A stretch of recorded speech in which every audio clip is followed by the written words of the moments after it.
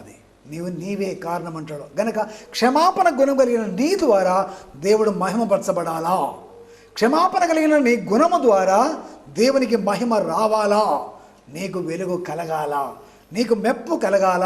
పరలోక రాజ్యంలో పోయినప్పుడు కిరీటం ఇస్తాడు, నీతి కిరీటం.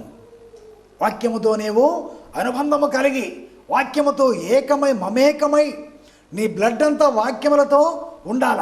యేసు ప్రభు ఆ వాక్యమే శరీరధారి అయి కృపాసత్య సంపూర్ణుడిగా మన మధ్య నిలబడిన వాక్యము వింటున్నాము. యోహాను సువార్త మరి 1వ అధ్యాయం 12వ వచనంలో ఆ వాక్యమే, 14వ వచనంలో ఆ వాక్యమే శరీరధారి అయి మన కృపాసత్య సంపూర్ణుడిగా మన మధ్య నిలబడిన వాక్యం ఉంది.